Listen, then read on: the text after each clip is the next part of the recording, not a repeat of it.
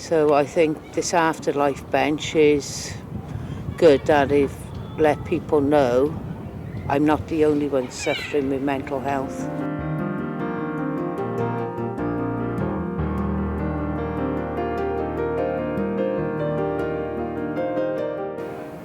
Being here today actually is a fluke because I have had such a bad weekend. I didn't get out of bed yesterday and wasn't anticipating getting out of bed today, but I hauled myself out because my flatmate told me to, and so I thought I'd come and find the bench just as almost like a goal to accomplish something.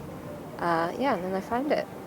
Since I was about 9, I've had sort of ongoing cycles of sort of depression, anxiety, all of that. So it's been quite a big part of my life. I don't really remember a time when I wasn't anxious and depressed. It's so important to be able to talk about mental health and how it affects you. I mean, the statistics are horrifying when you see them, so hopefully things like this will help. And I think, touch wood, it seems like people are being more open now in sharing.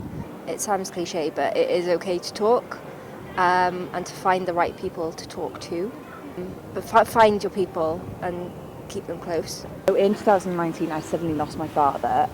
So a bit of a bittersweet. He was climbing Everest Base Camp, raising money for Marie Curie, and lost oxygen on the mountain. And I know he died. And baby, he yes. died. We've had to be brutally honest Then with he this little one. died. Yes, and he did. But he was doing a fabulous thing, wasn't he? Wasn't he? But it was amazing because he raised 11 grand in the end for Marie Curie. So I just think, and I think to myself, obviously, base camp, Everest, what a place to be if that's the last place you're going to be. And he's got potentially saved all those other people now as well. So, yeah.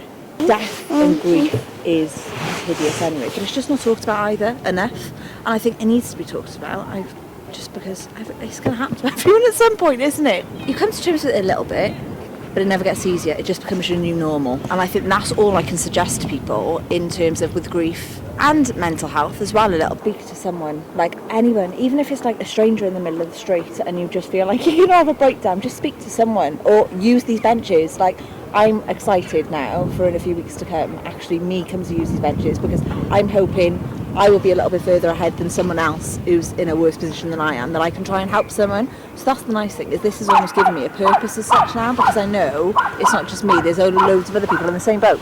Yeah, I have suffered with mental health in the past. I had a much wanted baby after 15 years, so he's supposed to be singing and dancing and everything.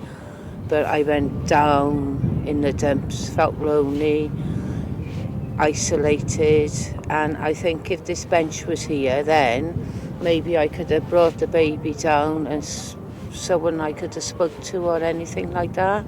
I've worked all through the pandemic and felt very depressed. I lost my mum with COVID, and you feel lonely and isolated because we were all locked in, you got no one to talk to.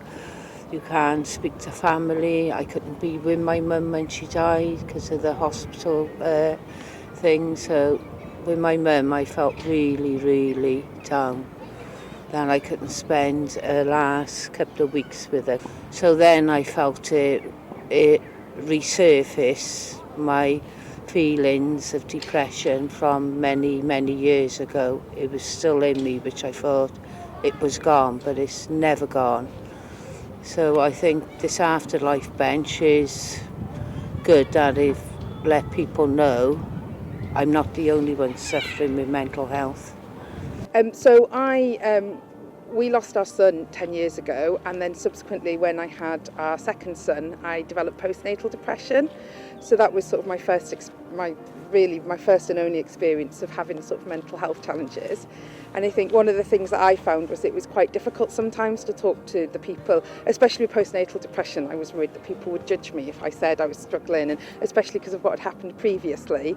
I felt like I couldn't say I'm having a bit of a difficult time because we'd lost our son and we then had our second son, and that was meant to be the happy ending. So I guess if there'd been this bench here sort of 7 or 8 years ago, then I might have wanted to use it, because it would have been that space where I could talk to people or talk to somebody or offload onto somebody that wasn't my friends or family, where I might have felt a bit more I might have felt judged in some way.